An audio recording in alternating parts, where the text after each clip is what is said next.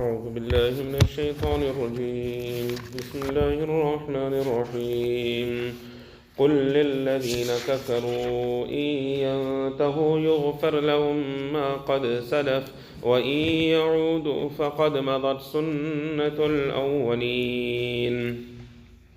In this verse, Allah Tabaraka wa Ta'ala says, قُلْ لِلَّذِينَ كَفَرُوا, O Rasulullah sallallahu alayhi wa sallam, say to the kuffar and say to the believers, إِن يَنْتَهُوا يُغْفَرْ لَهُمْ مَا قَدْ سَلَفْ, that if they desist, they stop from their kufr, they stop from their disbelief, and they bring iman upon Allah Tabaraka wa Ta'ala, then whatever has passed, that will be forgiven for these people. Meaning, when a person was upon kufr and a person later on he becomes a mu'min, he accepts iman, then whatever past life he has, all that will be forgiven. Similarly, a person that made hijrat for the pleasure of Allah Tabaraka wa Ta'ala from Makkah Sharif to Medina Sharif, then whatever gunas were committed prior to hijrat, that also Allah Ta'ala forgives. Similarly, a person performs hajj, then his past life's guna, Allah Tabaraka wa Ta'ala wipes it out. So here also Allah Ta'ala says that whatever they have done in the past, Allah Ta'ala has forgiven that.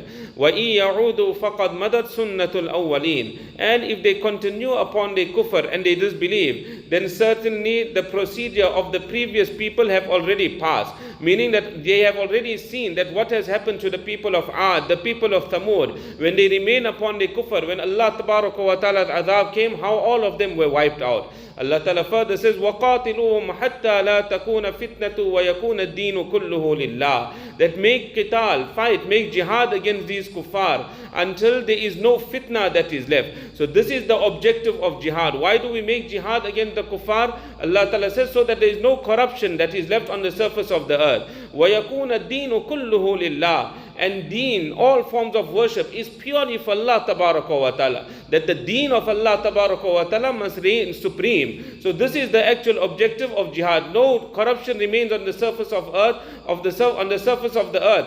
And all forms of worship are only and purely for Allah Tabaraka wa Ta'ala. فَإِنِ انْتَهَوْا فَإِنَّ اللَّهَ بِمَا يَعْمَلُونَ بَصِيرٌ. If they refrain, they stay away from their kufr and they disbelieve, then verily Allah Tabaraka wa Ta'ala is watching whatever they do. وَإِن تَوَلَّوْا فَاعْلَمُوا أَنَّ اللَّهَ مَوْلَاكُمْ. And if these kuffar, they turn away from the deen of Allah Tabaraka wa Ta'ala, then know that verily Allah Tabaraka wa Ta'ala is your protecting friend. نِعْمَ الْمَوْلَى وَنِعْمَ النَّصِيرُ. What an excellent protecting friend Allah Ta'ala is, and what an excellent helper Allah Ta'ala is. Further, Allah Ta'ala mentions, وَعْلَمُوا أَنَّمَا غَنِمْتُم مِّن شَيْءٍ فَأَنَّ لِلَّهِ خُمُسَهُ وَلِلرَّسُولِ. That know that verily the spoils of war which you have acquired, then verily for Allah Tabaraka wa Ta'ala is 1/5 of it. وَلِلرَّسُولِ, and for the Rasul. Meaning Allah Tabaraka wa Ta'ala will stipulate this 1/5, where must it be spent? So 1/5 is for Allah and His Rasul sallallahu alayhi wa sallam. وَلِذِي الْقُرْبَى, and for the close relatives of Rasulullah sallallahu alayhi wa sallam. So the 1/5 will go to Rasulullah sallallahu alayhi wa sallam, the close relatives of Rasulullah sallallahu alayhi wa sallam, wal yatama, and the orphans, wal masakin, the poor, wabni sabil, and the travelers, those that are traveling and they have lost their wealth or they do not have any wealth, then from the 1/5 of the spoils of war, they must also be assisted from there.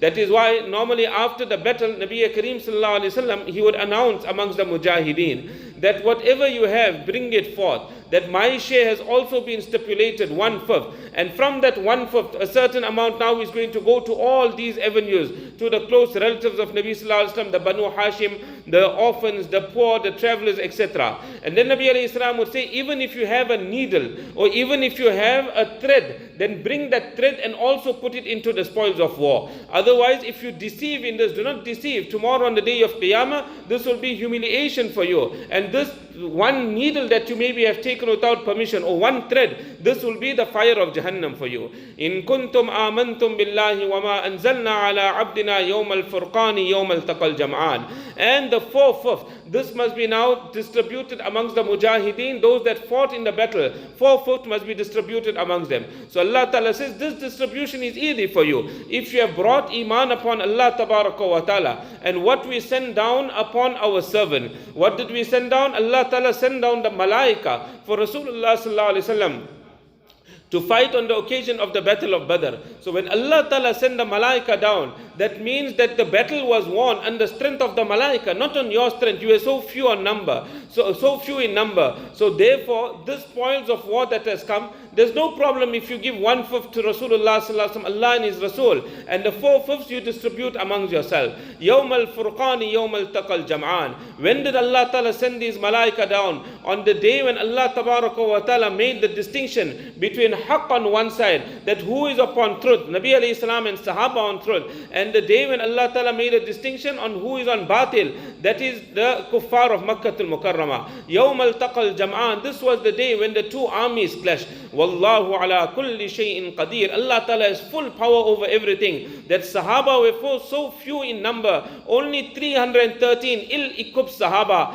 On the other side, we got 1,000 kuffar that are fully equipped. But what is the qudrat and power of Allah? That Allah gave victory to the mu'mineen, and the kuffar, they were losers and humiliated. We'll continue from here, inshallah.